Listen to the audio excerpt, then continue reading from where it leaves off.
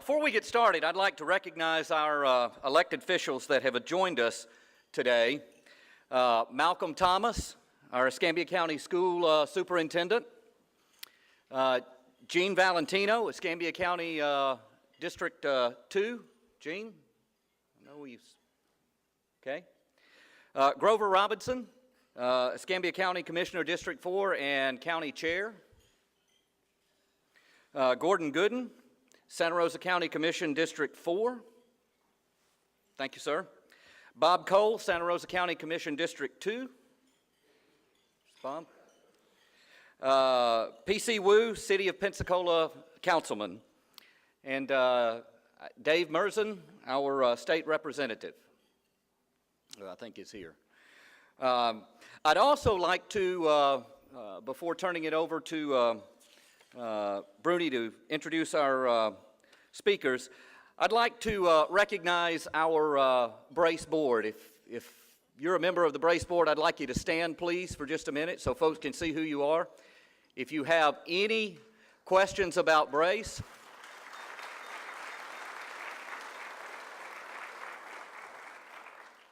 dadgum, we got some pretty good board members out there. If you have any questions about B.R.A.C.E, feel free to grab one of those folks, and if they don't know the answer, they'll make something up. They're that good. I'd also like to just take a minute to recognize Sparky Folkers and the team of folks that put the annual meeting on.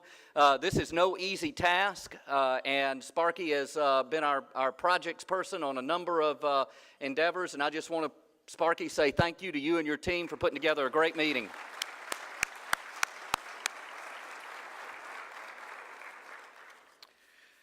The annual meeting has traditionally provided an opportunity to thank our donors and to report to our partners and the community about what B.R.A.C.E is accomplishing in the community. The Deepwater Horizon oil spill has called us to deviate from that agenda, and we had originally planned to devote as much time as possible to the important message of our speakers. However, I do want to highlight those sponsors who have been instrumental in sustaining the work of B.R.A.C.E over the last year. They are the Escambia County Board of County Commissioners, Neighborhood Enterprise Foundation Incorporated, the United Way of Escambia County, and the City of Pensacola and the Town of Century. At the conclusion of today's meeting, we look forward to presenting certificates of appreciation to each of these, along with our annual meeting sponsors who are listed on your table.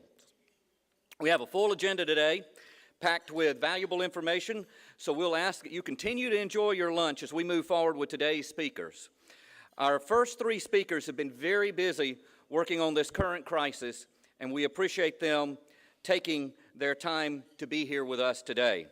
The first is Pensacola City Councilman P.C. Wu, who will give us a report from the City of Pensacola, followed by Grover Robinson, Chairman of the Escambia County Commission, and finally, John Dosh, Chief of Emergency Management of Escambia County.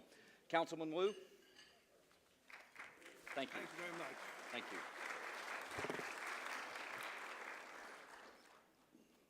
Good afternoon. First lesson I learned is not take a big bite of food right before you come up to the stage. I am here today on behalf of Mayor Mike Wiggins. He sends his regrets for not being able to be with you this morning. He's had what you would call an action-packed day. We started this morning with the commissioner. I saw Commissioner Robinson just join us, and J.D. Dosh. We just left the Emergency Operations Center where they provided us in a briefing. But the mayor wanted me to convey to you how important he feels what each and every one of you do for this wonderful community. What government does is very little in comparison to what citizens can get accomplished. And you are truly evidence of that. To give one illustration of the power of what citizens do is I remember after Katrina, people in Mississippi that I would run into would tell me that the only people that helped them were people like yourselves that are sitting here in this room. Louisiana, and New Orleans in particular, had gotten so much publicity that all the attention, all the help, everything was flowing into that one area. because of actions of people like you, and many of you in here ended up in Mississippi. It really, really provided very greatly needed help to the people of that area. And you're evidence of what happens when faith-bound people and people who care get together, what you can accomplish. And there is no question that this city and this county is in a much, much better position because of people like you and the actions that you have taken. So on behalf of the mayor, I just want to thank personally each and every one of you for what you do, because you are truly, truly living what the good book tells us to do. Thank you very much.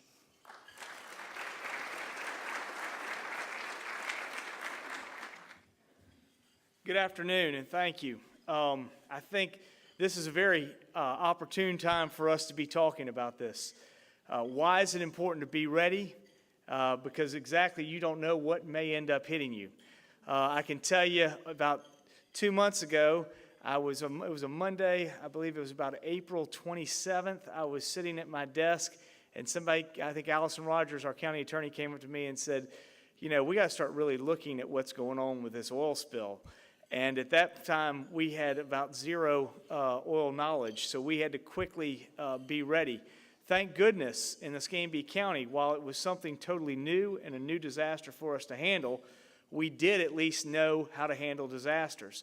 The county staff and the people before me put a long hours and hard work to go forward. The things that you've done, what we normally are used to dealing with hurricanes, gave us an infrastructure to deal with catastrophes and get out there and understand it. Now, granted, this was a totally different catastrophe that we are still learning about, but if it wasn't for the infrastructure that was already in place, obviously the not-for-profit sectors, the public sectors, and also the private partners that are involved here today, we would be in a world of hurt. But thank goodness to people like you getting involved and making sure that our county is ready for these emergencies. I can tell you I've talked with federal people and state people who are amazed. Well, probably not the state people. They're more used to seeing what Escambia County can do. But certainly the federal people have been amazed at how prepared we are for emergencies.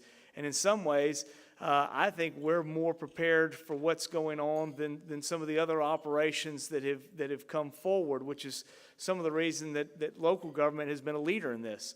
But it has been because not just local government, but having the backbone of organizations such as B.R.A.C.E. And I can't say be ready enough. We thought we only had to be ready for hurricanes. 2 months ago, who knew we were going to have to be ready for an oil spill? Yet it's the flexibility that we see in these organizations and our ability to change immediately to address those things that are handling us that defines what we do. And I can't say enough, I think exactly what P.C. Wu said earlier. Thank you for what you do, because it is a community approach, and it's going to take all of us working together to get out of this. So thank you again for being supportive and being here. Thanks.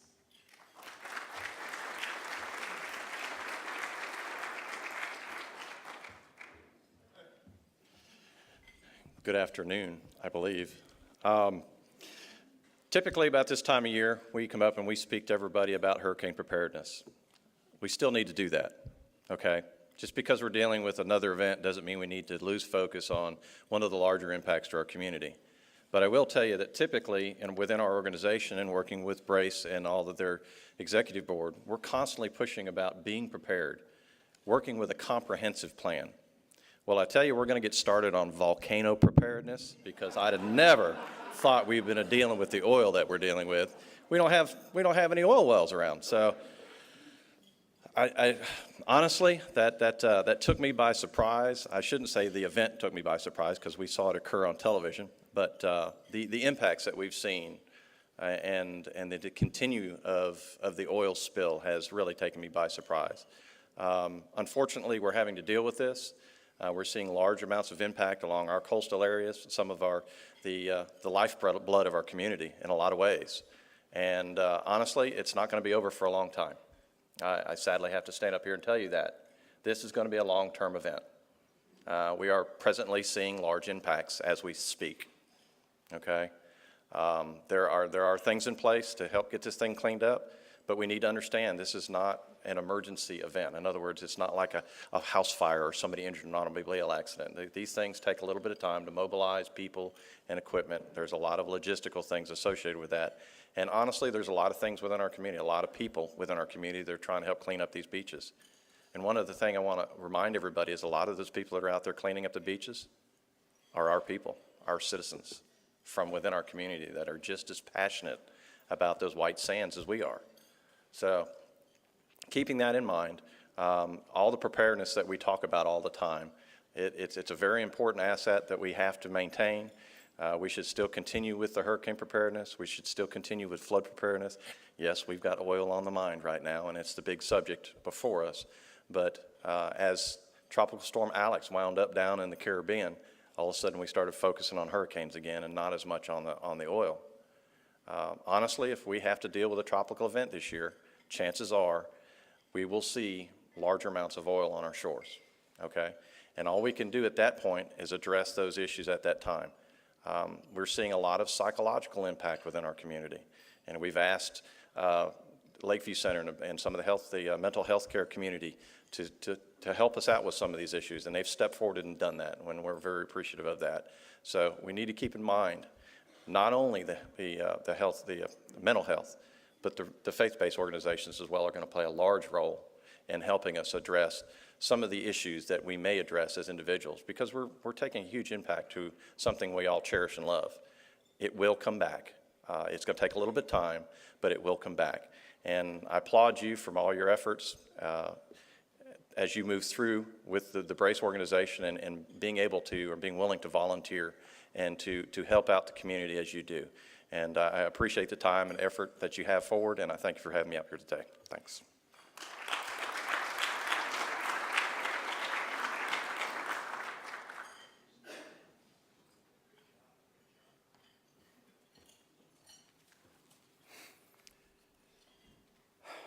Don't you love our community? I mean, don't you love our community? Yeah. So here we were with B.R.A.C.E preparing for the annual meeting. It's a great event. It's a neat meeting. You know, it's been a fun thing every year. B.R.A.C.E does a lot. And then all of a sudden, here's this slick that I call it. And then we run into Steve Pecou. And we say, you know, we've got to kind of change directions here. We've got to share with our partners kind of the two sides of this picture. We already had Doug Zimmerman arranged to come because he's such a part of the solution that we're looking for here in our community to integrate all of the various services that are going on. So we had that already in place. But then here comes Slick, and then we meet Steve. And I am just grateful and kind of humbled that we were able to reshape this event to share with you the incredible long-term challenges that our community is facing for the next year, 5 years, 10 years, maybe even 20 years. Steve he shares with Doug a background with an emphasis in education. And when I was talking with them about introducing them, they both said, yeah, education, because education is power. Steve took off from Cajun land, he took off in the direction of social psychology and traumatology. He was called in to deal with a train derailment with a toxic spill back in '82. And all of a sudden, here he is in the midst of toxic stuff and applying social psychology principles to the effects on community from such events. Events that are man-made and have a massive toll. It's those factors, man-made and a massive toll, that end up having the kind of effects on community and community sense of self-empowerment that Steve is going to talk about. I love this community, and I love that you're here today to hear about what we face. And I'm proud to introduce to you Dr. Steve P.R.A.C.E.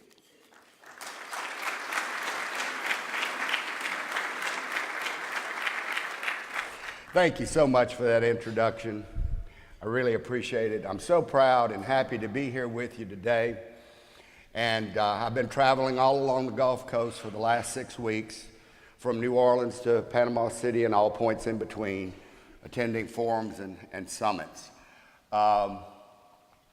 We're going to talk today about some lessons from the Exxon Valdez oil spill. Next slide. I'll just raise my hand maybe. Okay. And this is what I've been doing, assisted by my wife and a number of colleagues, including cultural anthropologists, clinical psychologists, resource economists, and other sociologists with various specialties. So we started in 1989, the year the Exxon Valdez occurred, and we've been back to Alaska all of these years. My research was funded primarily by the National Science Foundation, so I'm an independent, objective, third-party researcher, even though Exxon subpoenaed all my data in 1992, wanting their names, addresses, phone numbers, and everything, and I said no. University of South Alabama said no. We fought them in court, federal court, for 9 months, and we beat them. Okay. They didn't get anything. The Exxon Valdez. Well, I don't know how many remember this. The problem with Alaska is that it's so far removed, and the lower 48 has not much recognition of what's going on up there. They're 4 hours behind in time. I used to love it being up there. If I could make it to 1 o'clock, everything was closed down here, so I couldn't do any business. Okay, on March 29th, 1989, the Exxon Valdez occurred. People, it was a DUI. It was a DUI. The captain was drunk. He left the pilot house. An untrained, unlicensed pilot took over and ran the ship aground on B.R.A.C.E. Reef, one of the most well-known, well-marked reefs in the Valdez Narrows. 11 million gallons of oil got out, but it's just like what's going on now. 5, 6 years later, through the Public Records Act, it was found that the state of Alaska asked for independent assessments, and now those independent assessments said 24 to 36 million. Nonetheless, a lot of oil. The long-term ecological impact still exists. Number 1, oil is still there. Number 2, it's volatile. Number 3, it is affecting wildlife and fisheries. The herring fishery collapsed in Prince William Sound in 1993, a $7 million fishery. It has never returned. Okay. The transient killer whale pod, we found out 2 years ago, is going to go extinct. So put your seatbelt on. Oil and ecosystem impacts unfold over time. The cleanup. Well, the cleanup was a lot like the cleanup that we've got going on. Technically inefficient. Shovels? Come on. They ought to have that stuff out there before it even gets to the beaches. But nonetheless, they used hot water treatments in Alaska. It was just as destructive as the oil spill itself, because the hot water killed all of the life in the intertidal zones. In Alaska, they have 22-foot tides, okay? What did we find with 21 years of research? I want to point out, we used random samples, we had control communities. This was not a journalistic account by any means. It was rigorous social science. Well, we found out that there were chronic patterns of community disruption that continued for about 20 years. Real quick, the communities lost their social capital. What do I mean by social capital? Well, it's what Pensacola has so much of, okay? Trust in others, friendship networks, family networks, church networks, etc. Also the sense of agency. I want to do something. I want to do something in this community. I want to run for a school board superintendent. I want to do this. I want to participate. And finally, a sense of identity with the community. That was sucked out of these communities immediately. Immediately it happened. And over time, it got worse and worse and worse. We also documented mental health problems. We documented clinical levels of depression, PTSD symptoms, anxiety, and ultimately, the first suicide occurred in 1993, 4 years after the spill, and it was subsequently followed over the next 10 years by at least 12 more. We've had our first suicide on the 65th day in the community that I live in, Orange Beach. When I heard of that, I didn't know Captain Cruz, but I have talked to people who knew him. When I heard about that, I said, oh my God, it's Exxon Valdez fast forward. It was 4 years. We also found the breakdown of social relationships. And why this occurred, very briefly, was because that people coped by self-isolating. These are small, tiny communities, no roads to them, 2,500 people, native villages of 80 to 100 people, beautiful scenery, if you get a sunny day. And so you could really put a microscope on them and see what was going on. But because of something that is happening now in the fishing communities of Louisiana and along the Alabama and Mississippi coast, a stake was driven through the heart of these communities immediately. And that stake was that some people got to work on the cleanup, got to lease their boats, and other people didn't, for no rhyme or reason. If they do a lottery, then you'd understand. But these people turned out to be, and ooh, I hate to say this, it's a quote in this building, Exxon whores. Really. They were spillionaires, and they made a lot of money while some people literally starved. And so you had cousin against cousin, father against son. It was unbelievable what happened by 1995. So the long-term impacts have been for concerns about three factors. First of all, people lose trust in government, they lose trust in the Coast Guard, and who trusts BP? Okay, 1,000 barrels a day, that's not bad. Severe mental and physical health problems. By the way, the mental health problems led to physical health problems. You can't stay angry and upset for 10 years. It just won't work. And then, as I noted earlier, the income loss spirals. But divorces spiked, domestic violence spiked. How do we know that? Well, Cordova, a little tiny, beautiful community of 2,500 people. In 1993, the Cordova Family Resource Center was created. It was a local volunteer group that provided shelter for battered women. This town was founded in 1907, had never had a need for that, okay?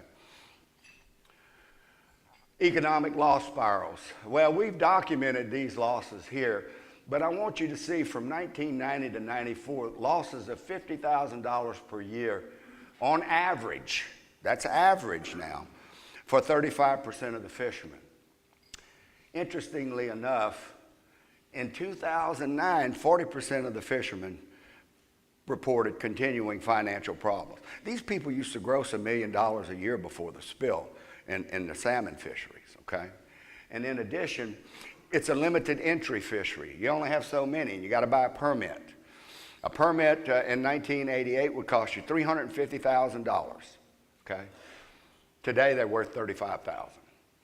By the way, in the litigation, the judge threw out permit devaluation as a claimable, or as a legitimate claim, okay? Get ready for these legitimate claims. Real quick, and I don't want to bore you with data, but This is in 2006 and 2009. Financial problems persisting for the people in our sample. 80%. Intrusive thoughts, having problems sleeping, strong feelings about the litigation, could not get going, felt lonely, indicators of depression. Okay. In 2009, the community had become more fragmented. Half the people in Cordova felt that was still continuing. And the Supreme Court decision was unfair, 92%. By the way, I'll catch you up on that. They received $5.3 billion in punitive damages from a jury in 1993. Exxon, through using legitimate legal strategies, stalled the court proceedings for 16 years, okay? During that time, the Ninth Circuit Court of Appeals reduced the punitives to $2.5 billion. Exxon still wasn't satisfied, appealed to the United States Supreme Court, and the Supremes reduced the damages to $500 million. So the original award was reduced by 85% for those 30,000 people who were plaintiffs in the litigation. Well, why does this happen? Please note the difference between natural and technological disasters. In a natural disaster, we go by the traditional stage model: warning, threat, impact, rescue, inventory, restoration, and recovery, okay? We've been through that. I've been through it with Ivan. You've been through it with Ivan, okay? But for a technological disaster, it's warning, threat, impact, blame. You cannot rescue people from this unfolding disaster. And how do you inventory the damages? It's impossible, okay? It is relatively impossible. I know what a 2x4 costs. I know what my house is worth. I know how much it's going to cost to rebuild it. How much will it cost to have the Gulf of Mexico like it was April 15th of this year? You can't put a dollar figure on that. So people become trapped in this warning, threat, impact, blame cycle, leading to corrosive communities. And corrosive communities are communities, just like, you know, the word corrode. When something corrodes, it just rusts, and rust comes on top of rust, and rust comes down. Finally, you don't know that that was a pair of pliers you left out in the yard for 2 months. It's something different. It's something strange. And this is what happens in communities that are impacted by technological disasters. This is what we observed, okay? But what we want is a therapeutic community, the community that builds social capital. This community after Ivan, Orange Beach after Ivan, people pulling together, people helping one another, many people knowing that there's going to be an abundance of personal warmth, concern, and aid from your neighbors. That corrosive community is directly opposite of that, okay? Next slide. Here's the corrosive social cycle. If I had to draw it, this is the way it would be. Warning, threat, impact, blame, affecting social structure, culture, interpersonal values, and intergroup relations. This cycle is multidimensional and has numerous sources. Warning, the rig's on fire. Impact, my God, there's oil out there. Threat, I'm going to lose my job as a fisherman. Blame, BP. 6 months later, warning, my wife and I are having problems. Threat, she's going to file for divorce. Impact, we're divorced. Blame, BP. These things can just go and corrode on top of one another at many, many dimensions. This is what we found. On the other hand, we have to build a therapeutic community, and that's what we attempted to do up in Alaska. It starts with mutual assistance, helping one another, goes to charitable action, requires commercial cooperation. In other words, it requires the business people in the community to begin to cooperate. I always think about Walmart after Katrina. I mean, my God, you know, if only Walmart would have been FEMA, you know, we'd have been in good shape. It's just totally unbelievable. And then entrepreneurial leadership, where people come out with creative things. And this is what we're facing here, because we're going to have to build the therapeutic community.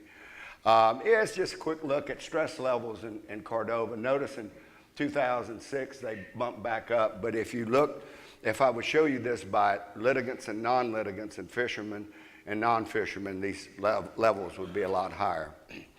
Okay, here we are today. What's going on now, next slide, is that on May 7th, this was the slick moving out in the Gulf of Mexico. This was the famous Bobby Jindal boat ride back into the marshlands of South Louisiana when the oil had penetrated. So it's here and there, and now it's here, it's with us, okay? Perdido Key, Pensacola Beach. My wife and I went out on Orange Beach 3 weeks ago and went there and looked, and I took a picture of a tar ball, and then I got mad. I got very angry. And so we came home, and she tried to calm me down. And I also got mad because there were people out there running around taking pictures of the oil in my front yard, you know. It was very upsetting, very natural reaction. You got to remember, anger is a normal reaction. It's how you channel it that's important. Next slide. I think this is going to be an amoeba. It's going to stay out there and come, and it's going to go, and it's going to come, and it's going to go. It's going to come and go, depending on the currents, the winds, the tides, everything else. So that we're going to be watching people clean up on those beaches for a long time, intermittently over time. I know we'll be doing it this winter. Hopefully not the next summer, but that's a possibility too. And people are upset. People are very upset. And, you know, the picture of this pelican is hard to look at. That's why I chose it on this slide. But underneath the radar, a little more intangible, are the corrosive effects on families and people and communities. And you can see the anger. We've got people protesting. Good for them. Get out there. Feel something positive that you're doing something. There's also a lot of sadness and depression. It's already here. We can see it. We can hear it. We can experience it and share it ourselves. So I'm going to conclude with the 2 last slides. This is what I see, taking the lessons from the Exxon Valdez for our communities along the Gulf Coast. We're going to have a regional impact on the economy that's going to be incredibly severe. Okay? There's no way we can get around it. Not only shrimping, commercial fishing, recreational fishing, oyster tonging, but tourism. See, Alaska didn't have any tourist industry to speak of. This is our lifeblood. Same window. Memorial Day to Labor Day. You got to make the money to tide you over. So we need to also think, in addition to the people that harvest from the Gulf of Mexico, the people that own the souvenir shops, that run restaurants, that are in our marinas, that work in the condo rental business, real estate agents. This thing just is systemically, the impacts are going to systemically go through the social fabric of all of the Gulf Coast communities. We got to keep our social capital at the community level. In other words, you have to be sensitive, aware of your neighbors and relatives, and you have to hug them a lot. You really do. And number 2, you got to take care of yourself, and you've got to get people to take care of themselves. One of the things, in addition to all the empirical data that we collected and all the statistics that we ran, my wife and I observed going back and back and back, we saw people age. I mean, we would come back 3 years, and the people, they're great hosts, the people up there They're just wonderful people. And we'd say, oh my God, what happened to Judy? She looks like she's aged 10 years. And what happened to Bert and Ross? I mean, they're getting old right before our eyes. So you have to take care of yourself. These people didn't know that then. They didn't realize that then. Families, we've got to keep our families stable, okay? I tell people right now when I travel along the coast, spend time with your children. Get away from that TV and that underwater oil volcano. We got volcanoes. We got one out there. We got one out there now. But don't sit there and look at that thing all day long. It'll drive you crazy. So get away, go play soccer with the kids, go to the park, go do something. Encourage people to do that. We've got to keep our family stable. We had people getting divorces in Cordova, Alaska. They'd been married 35 years. And I'll never forget when we came back one time, we found out that this couple had gotten a divorce. They were just wonderful. They used to have us over at the house for grilling salmon all the time. And I said, Ross, you think the oil spill caused the divorce? Oh, no. We were having problems. But 5 years later, there's a documentary called Black Wave, where that fisherman and his wife are together in Seattle, and they admit it was the oil spill that destroyed our marriage in front of their 5 children, who could not fish in Cordova, had to move to Seattle and start another life. And finally, individual mental health. We're going to see severe mental health problems, and the point that I want to make about that is not to repeat, but is that these problems have to be addressed with outreach. There's no way you're going to have walk-ins to get counseling, particularly not for fishermen, charter boat captains, very independent, self-reliant, hardworking people. They're not going to walk up, and they may not even have the insurance by now to do that. Okay, so we've got to have creative outreach programs, and this is the group. You are the people that are so good at that. Okay, you are very good at that. You've done it before, and you can do it again. And then last slide, you don't have to reinvent the wheel. There is some good news in my presentation. Because in 1995, I received a grant from the Prince William Sound Regional Citizens Advisory Council. We went into Cordova, we went to Chiniga Bay and to Titlik, the 2 native villages, and we developed resource materials on an equal status partnership with the people that you can use. You can get these materials this afternoon. Just go to WSRE.org. On that website, you can download the user-friendly guide to coping with technological disasters. It's the most readable document I've ever seen. It's incredible. And then you can download 400 pages of appendices. And that's what I did. But those appendices are newspaper articles, radio programs, educational leaflets, already developed, okay, with an Alaskan spin, okay, and we can put our Gulf Coast spin on this, and these are all the outreach materials.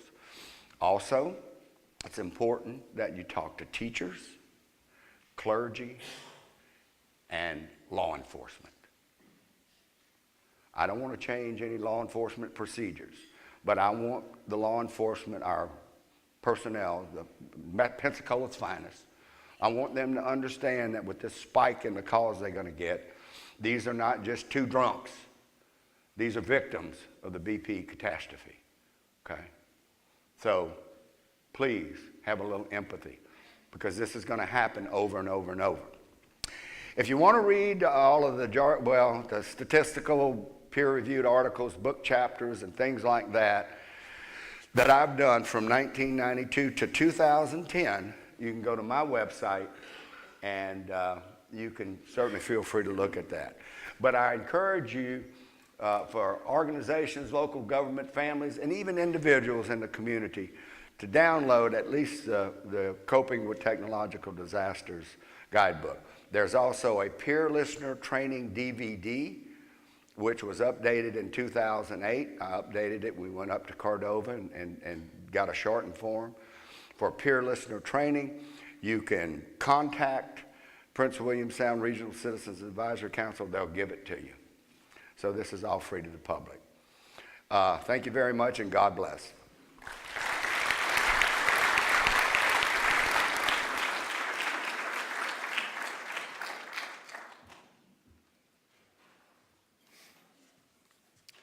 Thank you, Steve. Don't you love your community? Do you feel that sense of energy that we need to be pulling together just like what we're doing here? It was about 2 years ago that Janice Thomas, the administrator for the First Circuit of the Department of Children and Families, and I were talking with a couple other folks and said, here comes this economic crisis coming down the rail, and what are we going to do?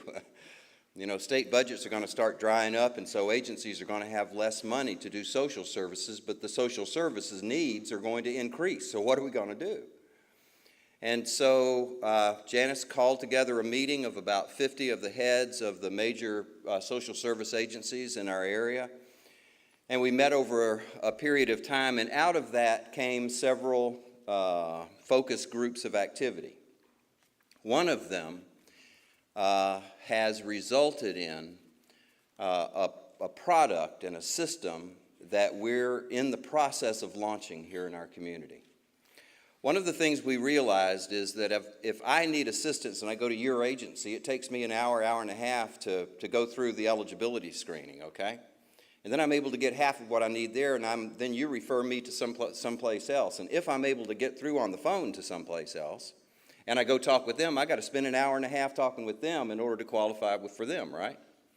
What this system is, this community database system that we're creating here in the communities, it brings all of those entities together on a common data platform so that we're able to share those information and thereby improve the service delivery to the individual client and identify and eliminate when duplication is going on. We're able to do this system because of Doug and his work. Like Steve, Doug Zimmerman started out with that whole thing of education and empowerment. He was working with troubled kids. He was telling me earlier about this one particular project he was involved in where he had kind of high-performing kids and adjudicated kids and was struck by the similarities in some of their behaviors and such, but he didn't have any way of quantifying it. So what did he do? He went and created a software system. And that was what, back in 95 or so. And here we are 15 years later, and his is the world's leader. It's the one that FEMA uses to help with their macro data system called CAN, which is sort of a mirror or replicable to what we're doing here in our community. So when we have a disaster, we're able to use the system that we're creating without even having to change a step. And it's because of Doug Zimmerman and his company and the great professionals that he has working with them that we have solutions that we're going to be able to bring to our community for the kind of issues that Steve was talking about. I think it was just incredibly fortuitous that we were able to have both Doug and Steve here today. After Doug finishes his presentation, we're going to take a few minutes for questions if you're interested. So I'm really proud to introduce to you Dr. Doug Zimmerman.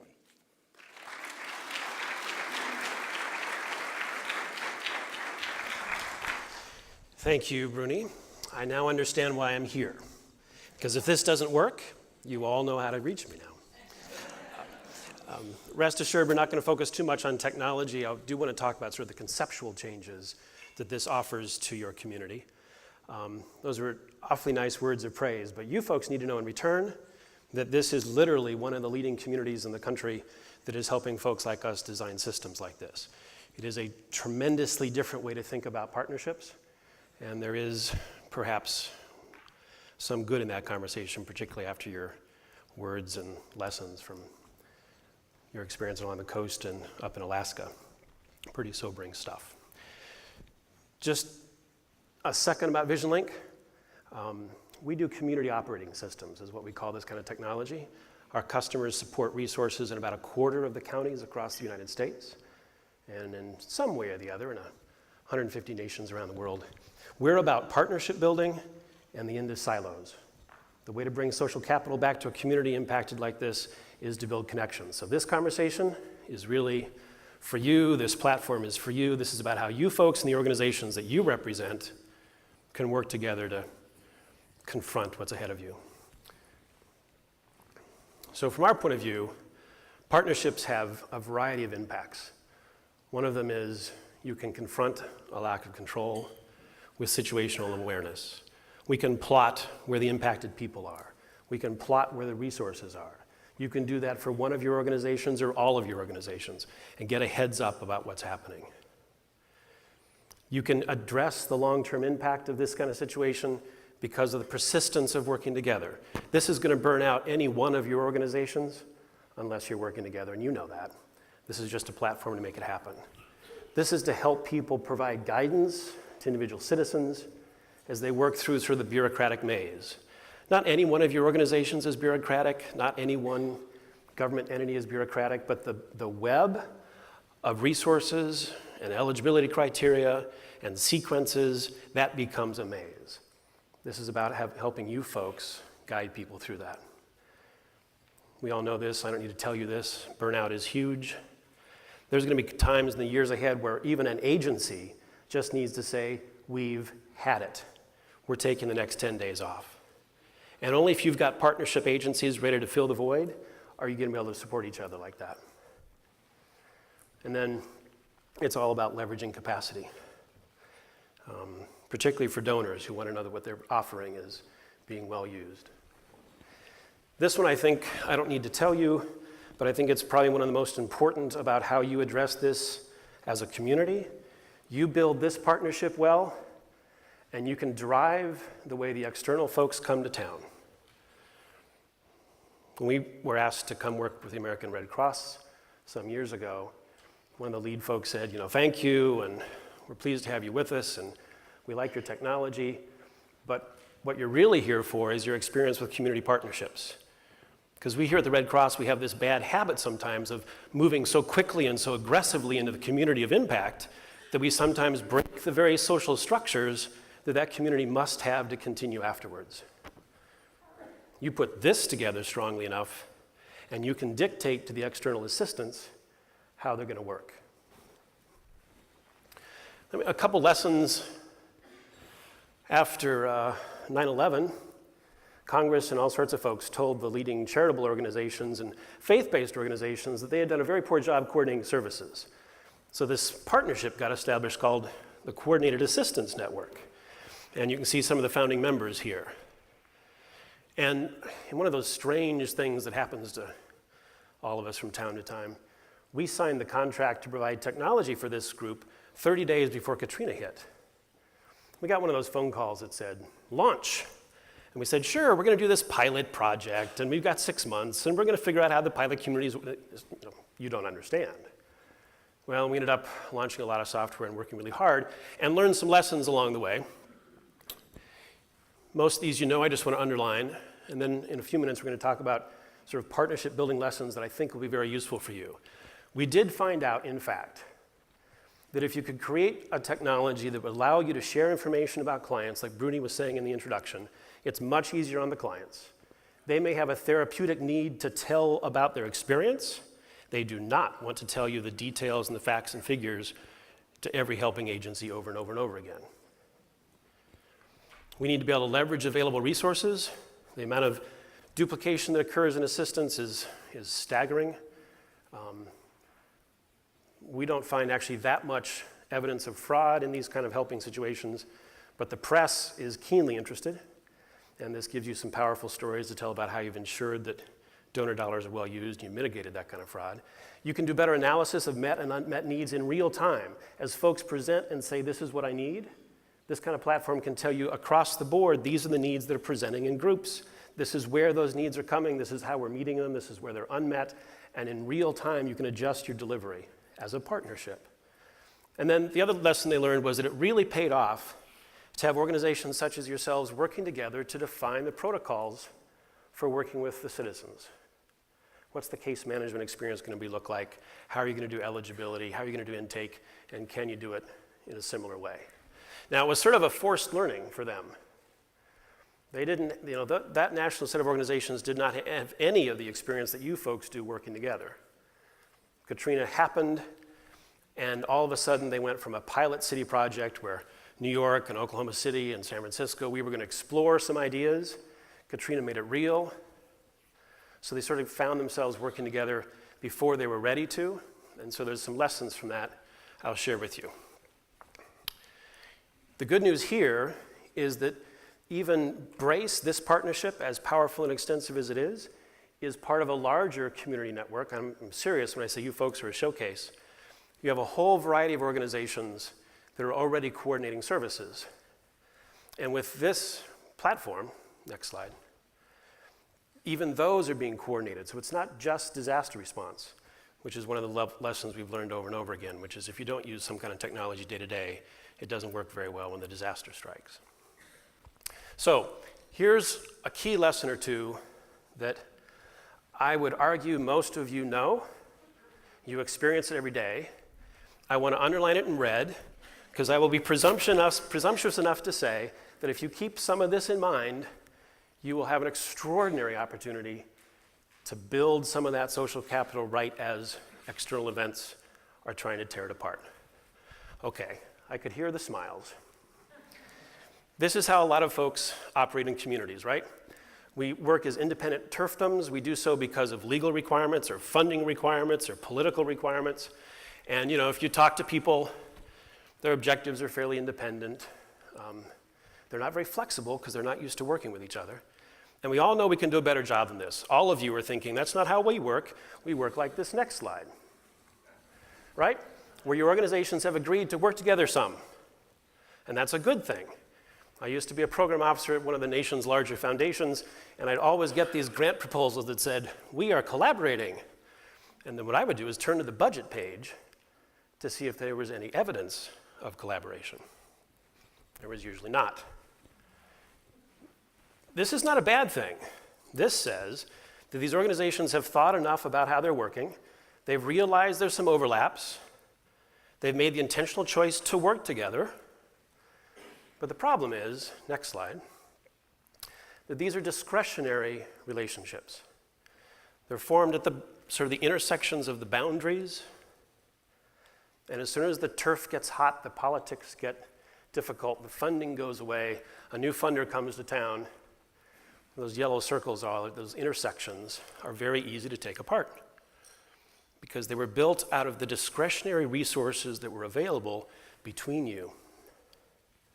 So, the lesson we think we've learned, and we're still learning, next slide, is, it's a little hard to see up here, there's a circle out there, sort of a common boundary around the outside, where folks say, okay, we are united in common cause, and we can choose to work together. Now, the evidence is, if you as an organization have changed your behavior somewhat, to work with the other organizations, then you have in fact adjusted your operational protocols to work together. That's evidence of working together in a common boundary. Next slide. That external common objective is what defines the partnership, and I'll talk later about how you might want to address that as a group. But this isn't the final picture either. The next slide is just sort of a reminder that says where we have seen partnerships sustain, particularly extensive, broad-based, multi-agency, multi-sector partnerships survive, is when you've figured out what are the minimum common objectives that draw you together at the same time that you have allowed each of your organizations to attend to what makes you individual, unique, and effective. This is a continuum that can explode on either side. If there are those of you who insist that all of you follow the common objective, you do it exactly this way for this purpose and this is where we're going, you'll end up mitigating many of you who share most of the common objectives but have something really critical about your organization or your mission. And obviously, at the other side, if we attend too much to what makes us different, we can't work together. So here's just a simple little story. I'm going to pick on the Lutherans and the Methodists. I'm one of those. And we were building a data system for these folks. This is a CAN story. And they were really frustrated. They were designing a client intake system, and I could feel the energy in the room. Something's wrong. They came back from lunch, and they sat on different sides of the table. It's like, okay, we're in trouble. All we're trying to do is design a client intake form. That's all we're doing. Well, it turns out, and I won't mention which because it isn't important, but one of them believes that when you respond to a disaster, it's very, very important to identify the pastoral staff, support them so they can support the congregation. So in their data intake form, it is critical that the pastoral staff is identified as such. The other folks think that it would be completely contrary to their mission to identify the pastoral staff, because who would want to give extra resources to them when you should be treating everybody equally? So to have a data point about pastoral staff on the client intake form was the antithesis of how they worked. And there was no way they were going to go forward with a common client intake form with that difference. So what we were slowly learning along the way was we had to attend to both. They could see that they could work together and create a common eligibility process. They could create a common case management system, but the technology had to let the system attend to both. And so this is one of the things that makes this different. One of those folks could have the data point about the pastoral staff. The other staff, it just wasn't there. So it knew who the users were, it changed the forms, everything else was the same. People were well served. Now that's the type of flexible technology you folks have helped us design and that we just deployed. So a couple ideas. I've listed 4 bullet points here. I just made those up. I'm not proposing that they are yours, but I would ask you to spend some time, even in the midst of this disaster and the ones coming, to define your common boundary. What are those few core things that the B.R.A.C.E partnership and its organizations say, we stand for that? The next step is to say, what are some of those other partners we can build on? You have a lot here at the table. This community partnership is sort of the core from which it builds. You are a part, you're one of the few communities across the entire country that are associated with sort of community level work of the Coordinated Assistance Network. There are nearly 2,000 agencies now associated with CAN, and you're one of 3 communities to work with them as a partner. The American Red Cross, VOAD, the National Breakthrough is something with our organization where we try to figure out what tools and techniques we need next. The point of this slide is sort of two-way. You have a lot of resources you can build on, but we provide technology to all of these folks. And they're all trying to learn how to work together. And there's probably going to be some capacity here, I'm sure of it, to learn your lessons, take them to them, take their lessons, bring them to you. I should have FEMA up there. So we're at an interesting crossroads of trying to learn lessons and systems that work effectively. Partnership is the coin of the realm. I have 4 customers in Haiti, all doing the same thing, none of them talking to each other. Right? It's just, that's what it's all going to take. The next piece, some lessons, one from disaster experiences through CAN, the Red Cross, even some in Haiti already. I'd be pushy enough to say to you, waste no time on the absent.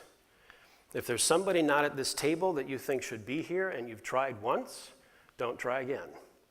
You don't have time. To build a partnership is extremely complicated. Those who see the vision and see where you're going, they will come to your table. If you waste precious resources chasing them down, you're simply trading time and energy on what you could be doing building together. I would strongly pre-identify the terms of participation. Have 3 or 4 bullets that say, this is what we do as a group. And if people don't believe in that, it's okay. They just don't have to join. And then, of course, use these kind of tools and your own experience. You pre-prepare your contacts and your trust relationships and your resources your forms, and your public information pages. I want to spend just a couple minutes. We're not going to get high tech, but I do want to share with you this is truly a different way of working that hopefully will be useful to you folks. There are a bunch of tools in the system. This could go on for pages. We'll skip all the details. But fundamentally, it is a platform that gives you flexible content to share information with the public, agency program and service resources of all kinds across the community, different forms to bring in information about clients, the management of volunteers, donations, and all sorts of reports, including GIS mapping analysis. What's cool about it, thanks to lessons from you and other communities, is that this can be sliced and diced, public, private, and shared. One of our customers is the Partnership for Quality Medical Donations. They do about $4 billion of medical donations to a lot of countries around the world. And the chairman called me up one day and said, I got to tell you what you did to us. It's like, okay. He said, you gave us the public space to share our message, the private space for us to work independently, and the collaborative space to work together. And that's actually, I think, a pretty good summary of what you folks are about and what drives success. Those pharmaceutical companies are fierce competitors. Even in the charitable and nonprofit worlds, we compete sometimes. You need private space to work. You need collaborative space where you can choose to work together, and you need to be able to message to the public. You can do that on each one of these. You might decide that you're going to do some content for the public, for private agencies, and that's shared. You might decide that the client information is going to be both private to your agencies. Each one of you can have your own private records, or you can choose to share parts of them. You could say the volunteer system is going to be shared among everybody. The point is you can slice and dice. This is not a technology that makes you work one way, right? We have to attend to the individual needs of each agency. The next piece is it's a portal-based system. You have a number of portals. These are just examples. Actually, just examples of how different communities use our technology. But this is really, the idea is it's not just one thing. You can have a portal that's focused on information referral, a portal that's focused on disaster response, a portal that's focused on homelessness, and then across the top you'll see you can change the layout, you can change who the users are, what the client records are. I don't want to go into much detail, but the point of the story is, think about your response to this disaster. You're not going to know what happens 3 months, 9 months, 12 months. With this, you can launch particular tools for particular audiences as you need them, and you don't need to call our programmers. You just flip a switch and make the changes yourself. Okay? We'll skip this slide. This is just talking about the different categories of work. You put that together, and you get this community operating system that is designed to attend to sectors of your community that need private space to work, with records that can be shared, and giving you overall reporting for everything that's going on. Some years ago, too many, I was doing some training for volunteer fire response, and they did this joint exercise with the police and fire professionals, who always amaze me.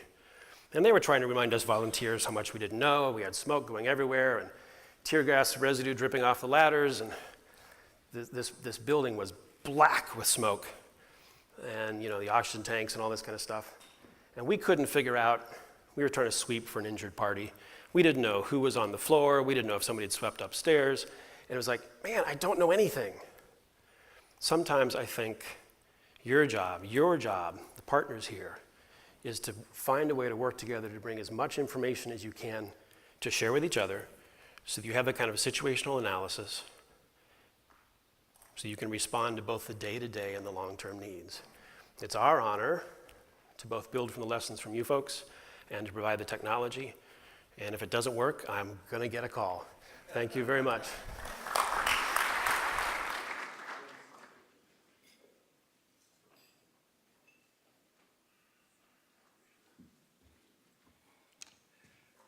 Lady's going to help wrap up today and maybe help you ask a few questions. Somebody whom I think all of you know was involved in emergency management here for quite a few years, Ms. Janice Kilgore. Thank you. I know it's getting time at 1 o'clock and everybody needs to get back to what they were doing, so I'll move forward. But I've got to do one thing first.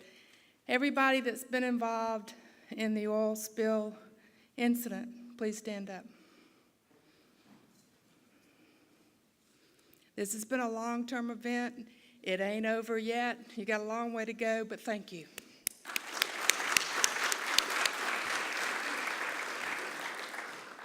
We just thought that EOC after Ivan was a long time, didn't we, JD?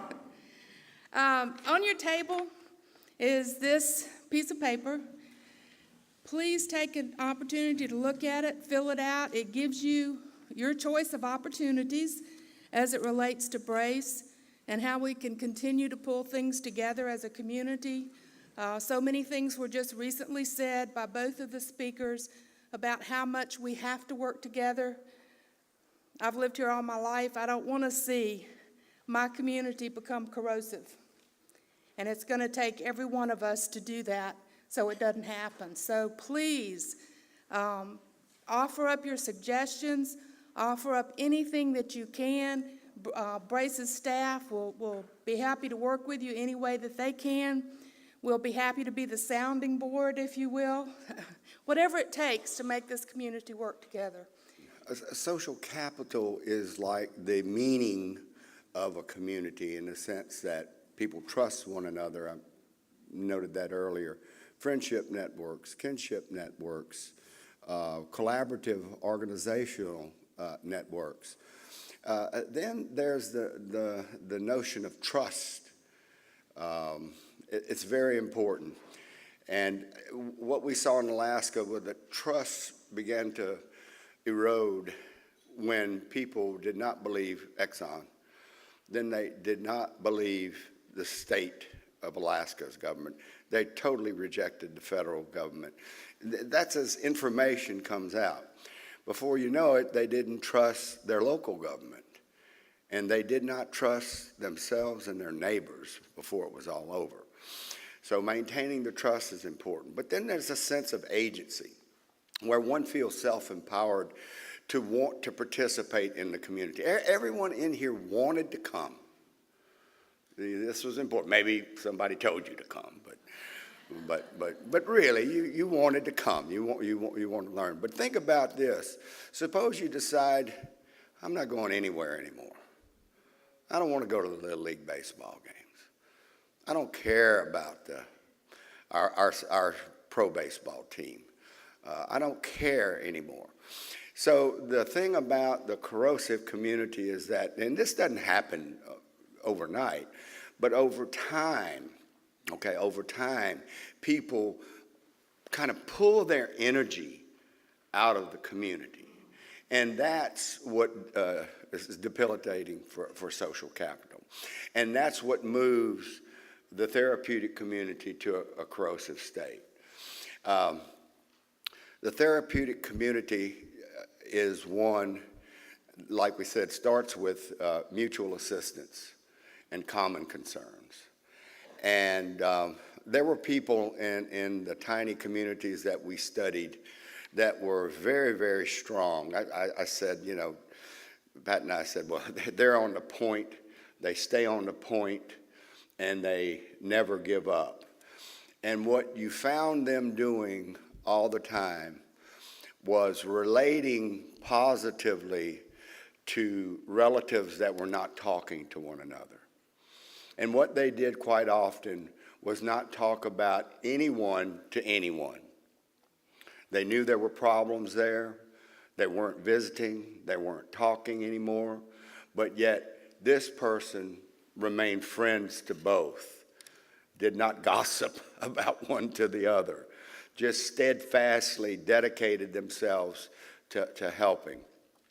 So I would say that you're right. Those are two critical concepts, two critical notions. To try to maintain social capital in the community and to try to reinforce it with a stronger therapeutic community over time. And that's how you can head off the corrosive community.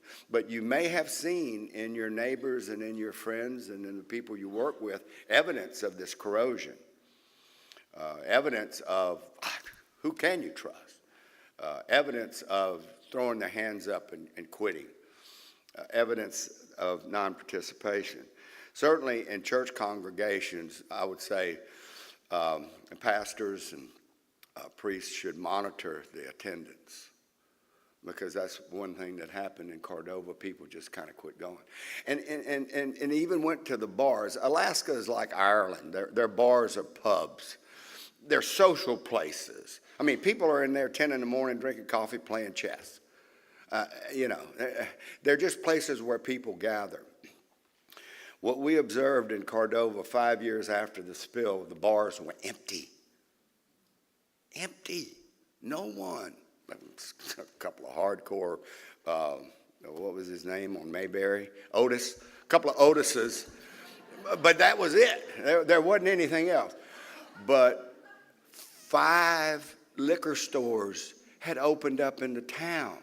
Before there was only one. One had a drive-through window, Laura's Liquors. And people were driving in, buying their liquor, going home, self-medicating. And of course, that's what, a preamble to domestic violence, divorce, family instability. And that's that pulling away. So just try to keep the collective alive is the thing. And there are many, many strategies for that. And you can be creative and aid in that. I think the smaller the community, the more you can intervene, easier you can intervene and mitigate. And I worry about this broad population that we're dealing with. But there was a silver lining, even though my presentation was probably foggy and you didn't see it. Okay, and that is these materials that have been developed up there. Because we spent 2 years, 95 to 97 up there working with this community, and we did a pre and a post test. And we found that, yes, most important, we improved social relationships in the community. We reduced stress in the community, and we gave a lot of people a sense of agency. So that website that we gave you, those materials, again, you'll have to modify. It's not a silver bullet, but, you know, on the questionnaire, do you want to be a peer listener is one of the things you can check off. Yeah, do that. Do that. Peer listeners are not therapists. They're people who listen. They're people who can communicate. You got to know what not to say. That's the first thing. And don't say, I know exactly how you feel. Oh my God. No, no one knows how that person feels. Become a good peer listener. Learn the signs of PTSD, extreme anger, depression, anomalous loss, and things like that. And you'll help out a lot. So that's one. And I saw that everybody should check. Okay. The 2 high-risk groups did not want the commercial fishermen. I mean, Alaskan fishermen going to a shrink? Never. I mean, you know, I had one wife tell me in one interview, she said, Dr. Piku, get that 350-pound fisherman out of my kitchen. He's driving me crazy. Okay. So what do? Well, again, you adapt to the situation. Real quick, they fish on openers, 12, 24, and 36-hour openers. They get a 12-hour advance that they're going out. Okay, then they get in their boats, they get the ice, and the whole town clears out. Well, they sit out there, okay, in the Sound. They sit out in the Copper River Delta on their boats, getting ready for that time to get out there and get to fish. Well, we had these radio programs. The little town had an AM radio station that beamed all over the place. So what would we do? We'd start at 9 o'clock at night, and we'd do the 9 radio programs. Letting go of depression. What is a technological disaster? What is post-traumatic stress disorder? How can I get help? So we just bombarded them. They had nothing else to listen to. You know? And we just slammed them with that. The little town has a newspaper, comes out once a week. Okay, for the entire summer, we ran these newspaper articles over and over. Very well written. If you get the appendix, you know, no technical jargon, nothing like that. Just very straightforward. We did a lot of things for outreach. The most creative, I think, was that they have Ice Worm Festival every February. So we got an autographed shoe from Shaquille O'Neal. And we told everybody in the town that you'll get a chance to win this autograph shoe if, in fact, you agree to give us your name and address and let us send you some material, and if you would promise to read it. Okay, well, you know. But like, we got 600 people in a town of 2,000 to register for that and to receive these materials. So I would say the people in this room are creative, innovative. That's the kind of outreach that you've got to mobilize. And I'm sure there are many, many better ideas out there, maybe when I was talking that you were thinking about. But you got to get people the message that we're here, we want to help, and we can educate.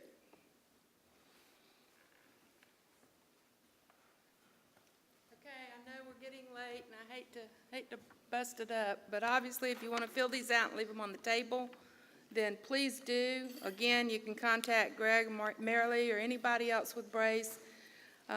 This is just the beginning, folks, so just hang tight.